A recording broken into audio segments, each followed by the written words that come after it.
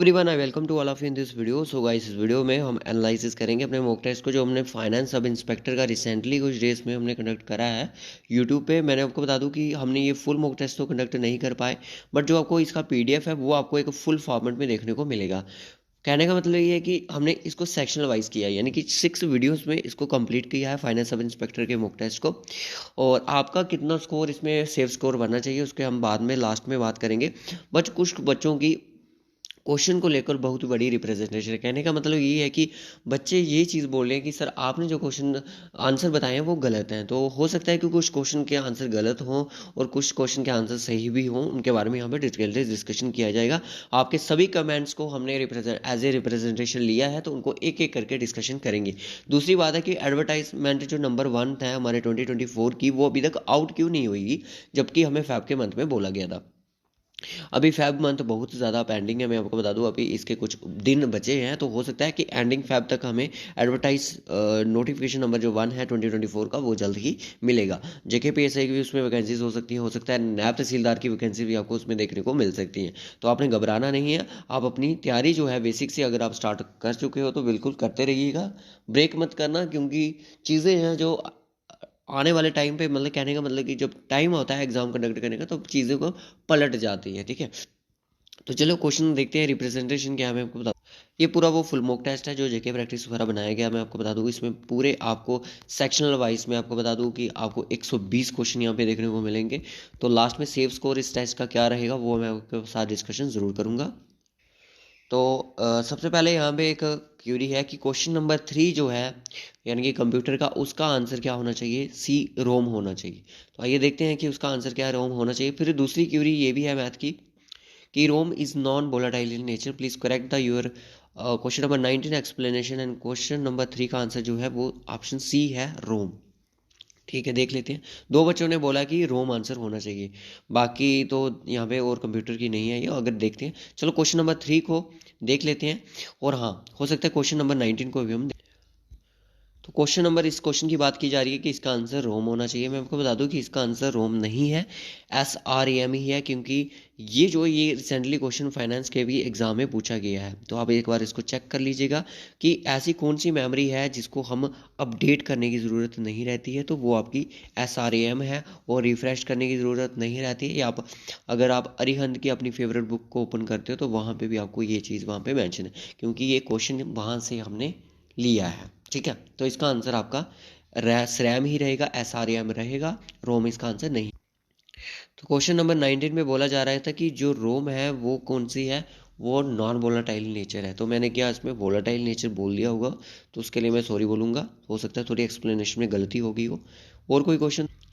तो एक क्वेश्चन वो ये बोला जाता है कि क्वेश्चन नंबर जो आपका ये, सॉरी, 45 है ऑक्टल वाला, इसको बाइनरी में कन्वर्ट करने के लिए आपका आंसर ये आना चाहिए, जो दो बच्चों ने सेम मतलब यहाँ पे लिखा है इसके बारे में।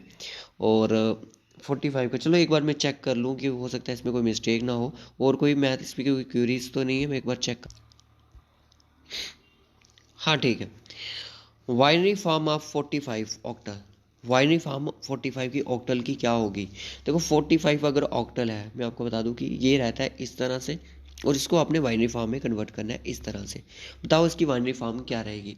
देखो इसमें हम डिवीजन का मेथड फॉलो नहीं करते हैं, तो इसमें हम मेथड क्या फॉलो करते हैं कि ऑक्टल के केस में हम तीन बाइनरी नंबर ऐसे लेते हैं, लाइन्स लेते हैं, 1 1 3 बार लेते हैं। तो इसका मतलब 1 होता है, इसका मतलब आपका क्या होता है, 2 होता है, इसका मतलब आपका 4 होता है। ठीक है, और ठीक है।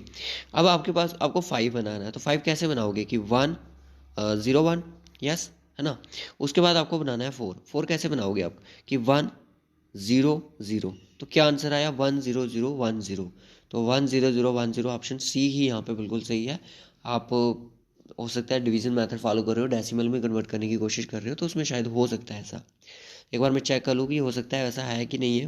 अगर मुझे डेसिमल में जाना है इसको 45 को लेके, 45 को लेकर अगर मुझे डेसिमल में जाना है, तो मैं क्या करूँगा कि 22 इंटू टू ज़ा कितना होता है, 44 होता है, तो 1 बच गया। ठीक है, और यहाँ पे 11 टू ज़ा, ठीक है ना, यहाँ पे 0 आ गया। अब यहाँ पे 5 टू ज़ा 10 होता है, यहाँ पे 1 बच गया आपका।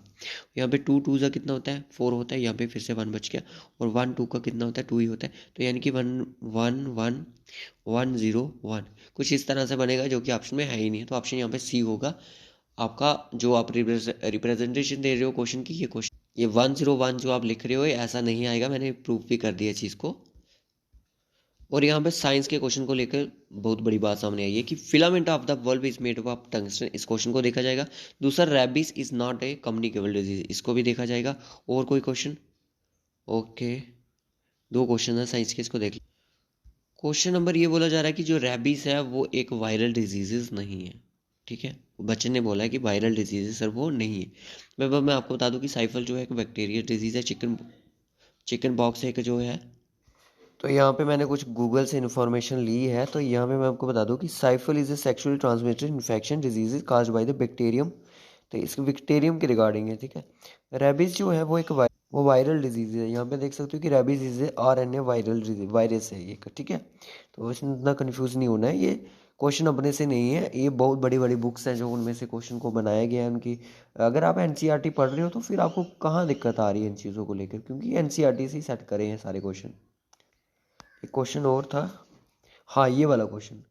ये आपका क्वेश्चन जो है वायर इज मेड अप, आप बिल्कुल सही है। इसका टंगस्टन ही होना चाहिए आंसर, मैंने मैग्नीशियम बोला है। अगर आपको इन केस, मुझे क्वेश्चन को फ्रेम करने में थोड़ी गलती हुई है कि अगर आपको बोला जाए कि फ्लैश जो लाइट होती है, फ्लैश लाइट का जो बल्ब की वायर होती है वो किससे बनी होती है, वो मैग्नीशियम से बनी होती है। चीज़ को याद रखना। बाकी साइंस की इतनी ही क्यूरी। क्वेश्चन नंबर 7 पे यहाँ पे बोला गया है कि dermatitis is due to the deficiency of which vitamin, answer आपने लिखा है कि B3 की वजह से। तो एक बार आप NCERT को ओपन करके देख लेना, क्योंकि NCERT की एक अरिहंत की बुक आती है PCS लेवल की। तो उस पर आप इस चीज़ को एक बार देखना कि डर्मेटिस जो है बहुत टाइप की डिजीजेज होती है, हो सकता है B3 भी हो, बट मोस्टली जो मैंने उठाई है वो B5 से है। इसका आंसर B5 रहेगा, नो चेंज। अब यहाँ पे किसी बच्चे ने बोला है कि आपका ठीक है टंगस्टन, ठीक है आपका answer. Dermatitis due to vitamin B7 vitamin C, तो हो है, ऐसी बात नहीं है। मैं आपको इसके बारे में डिटेल लेक्चर दूंगा कि थोड़ा क्लियर हो जाए आपको। तो जिसमें JK SSB को भी कन्फ्यूजन रहती है, एग्जाम एजेंसी को कन्फ्यूजन रहती है, वो क्वेश्चन नहीं डाल। और यहाँ पे देखो, इसको भी मैंने गूगल प्रूव कर दिया कि देर बाइनरी जो इक्वेलेंट है 45 नंबर, वो 10010 के 1 के इक्वल रहता है, ठीक है। अब बात करेंगे हम अपने सेव स्कोर की। तो सेव स्कोर कितना है इसमें, मैं आपको बता दूं। हर एक सेक्शन को यहाँ पे मैं उठाऊंगा कि देखो मैं आपको बता दूं कि अगर आप तैयारी, अगर SI का है ये, 62 पोस्टेज है इसमें सारी हैं, ठीक है। इंग्लिश में तो उसके बाद आती है कि जो GK है, GK 1 को लिखूंगा मैं, GK 2 यानी कि जो JNK के है। तीसरी जो आपकी है आपकी साइंस है। फिर आपकी आती है कि रीजनिंग। फिर आपका आता है कंप्यूटर, ठीक है। इंग्लिश में आपके अगर 15 मार्क्स इस टेस्ट में बन रहे हैं तो बहुत अच्छा स्कोर है। इस टेस्ट में भी अगर आपके 15 स्कोर बन रहे हैं तो बहुत अच्छा है। इसमें अगर आपके 17 बन रहे हैं बहुत अच्छा है। साइंस में अगर आपके 15 बन रहे हैं बहुत अच्छा है। रीजनिंग में आपके 17 स्कोर बन रहा है बहुत अच्छे। कंप्यूटर में अगर आपके 15 to 16 भी बन रहे हैं तो बहुत अच्छा स्कोर है। ओवरऑल अगर मैं इसकी बात करूँ तो आपको कहीं ना कहीं जो स्कोर है वो आपका 92+ आपको इसमें स्कोर चाहिए ही चाहिए, ठीक है। फिर आपके इसमें चांस, क्यों सर आप इतना क्यों बोल रहे हो?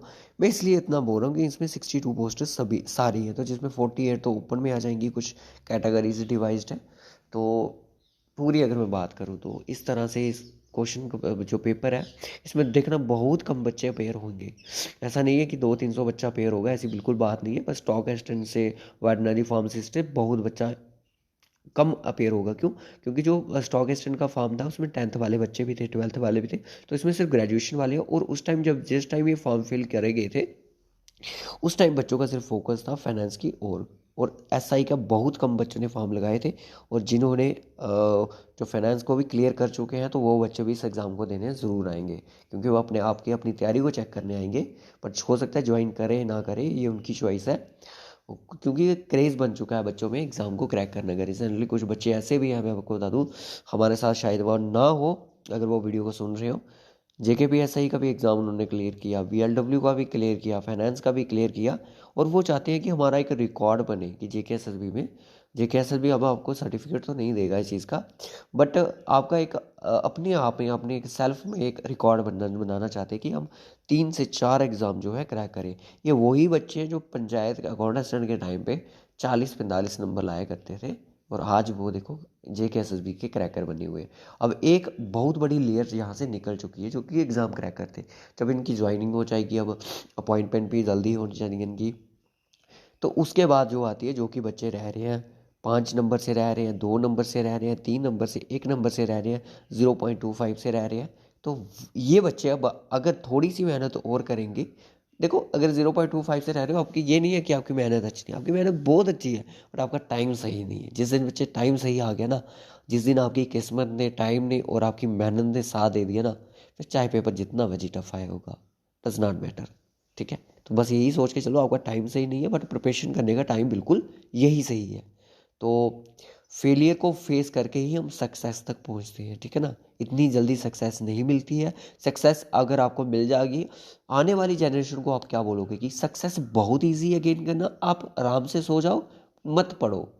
ठीक है, दिन में 2 घंटे पढ़ना, आपको सक्सेस मिल जाएगी, ऐसा नहीं है। ठीक है, तो सक्सेस के पीछे की स्टोरी कोई नहीं जानना चाहता, याद रखना, कोई नहीं जानना, पर सक्सेस को देख के लोग दुखी होते हैं कि इसकी सक्सेस कैसे होगी। बट यही सक्सेस आपको लानी है अपनी लाइफ में, और अपना नाम ऊंचा करना है। तो इस वीडियो में हम इतना ही रखेंगे, मिलेंगे आपसे नेक्स्ट वीडियो में। इसका PDF हम अपने टेलीग्राम चैनल पर डाल देंगे विद आंसर के साथ। मैं आपको बता दूं, सब इंस्पेक्टर का फ्री ऑफ कॉस्ट PDF आपको मिल जाएगा, तो जल्दी से इसको डाउनलोड कर लीजिएगा। सो बाय, टेक केयर। इस वीडियो में इतना ही रखेंगे।